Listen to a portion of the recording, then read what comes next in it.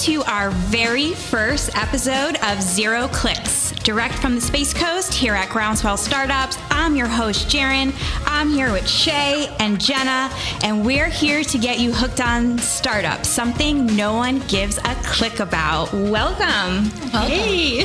Zero Clicks is brought to you by TSS Solutions.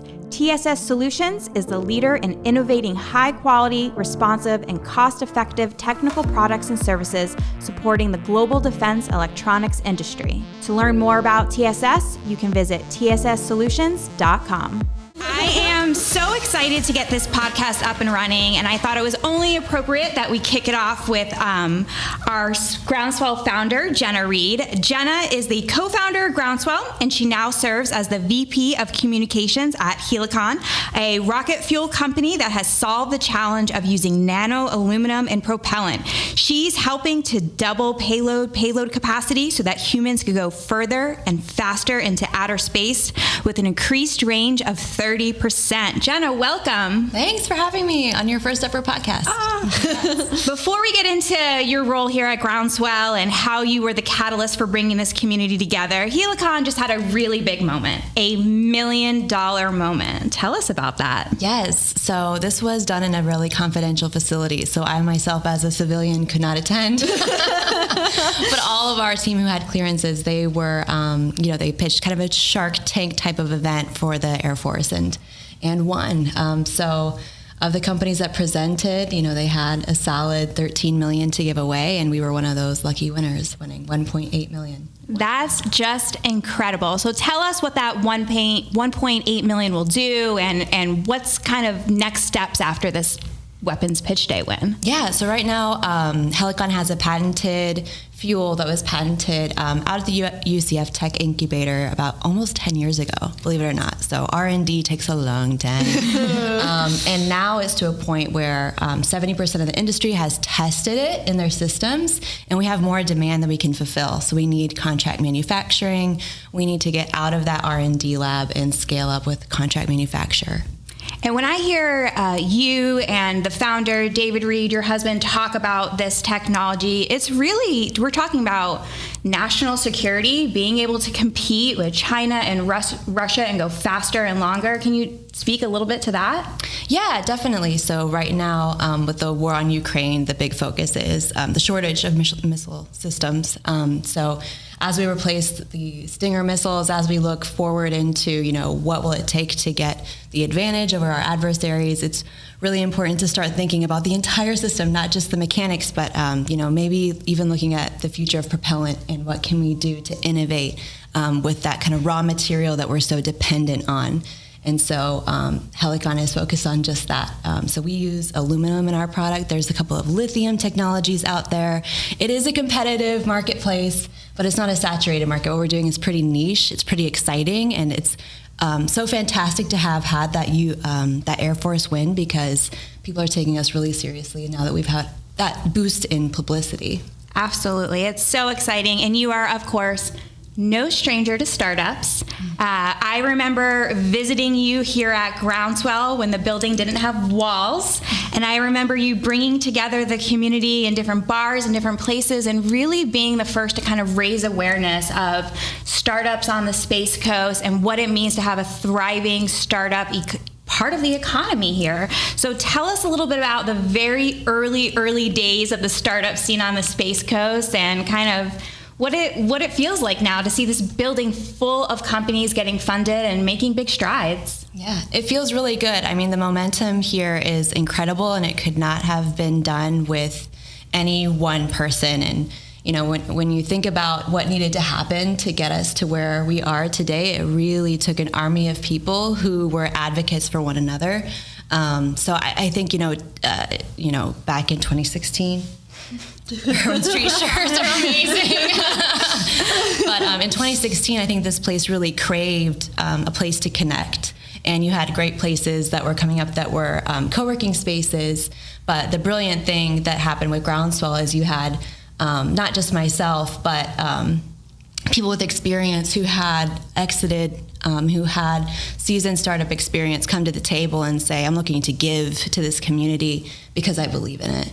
And so, it was really exciting. I'm a journalist by training, and so my whole thing is like I'm a watchdog for democracy, like that's in my bones. And so I think in starting Groundswell is a natural fit because this is the marketplace of ideas and action for me personally. Everyone's here for their own reason. But for me, this is about equipping people with the resources they need to build companies that change the world. As unicorn hearts and rainbows as that is. And so it's a dream place to be. And when, 3 years ago, they said, we're going to bring in Jarin to take the command of this next chapter, I thought, damn, that is a brilliant move because you really need someone who's a good listener. Honestly, their hard work is the listening to things that you don't want to hear and to start those important conversations that no one else is going to start. And because you have a building that's designed to do that, that's privately funded by people who really give a shit, that's what makes this place work. And you've been brilliant at creating the momentum, driving the capital here as the core priority, but also maintaining the fabric of what it's meant to be, which is to care about people and care about their vision and give them what they need to succeed. Absolutely. Jenna was the first person I called after I accepted this position to let her know, and she was super encouraging. But you're right. We have a board of directors here, and their number one kind of mandate to Shey and I and our mentors is to treat startups well and to do right by them. So we've really been focused over the past 3 years of just further building out our resources and our capacity.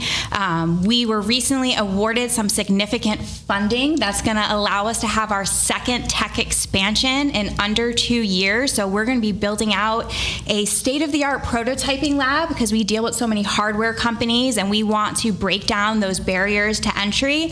But a really big area of growth for us has been the growth in our co-working community. We sit in a beautiful 11,000 plus square foot building, and a big part of that are these highly skilled professionals that make up our co-working community.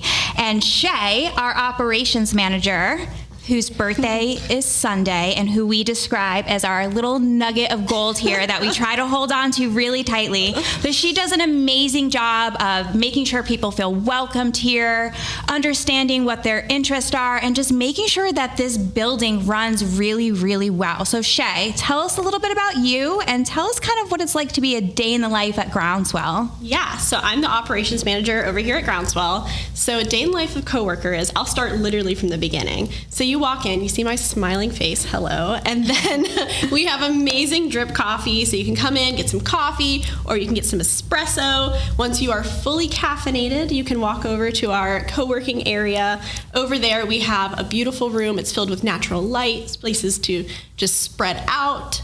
And then when you're like, I kind of want to take a little break and get to see other people that are in the community, you can head into the cafe area. And that's where a lot of people kind of mix and mingle with each other and really get to know each other. It's really amazing because I get to sit just feet away from this happening. So I hear people all the time literally creating companies together in our cafe area. Like, these are relationships that people just meet other people that are highly skilled service providers. And they're like, wait, we can do something new together. So just kind of getting to see that whole collaboration. And then we also are beautifully positioned next to Riverview Park. So if you want to stretch your legs, people go out there, they walk together, have little team meetings outside. And then also every single Friday we do food trucks. So this is something that we started like right around the pandemic. And we're like, we just need a way for people to kind of still have a way to connect together in a safe manner. So people come out, enjoy the food trucks. And then it also brings people from outside of the community too.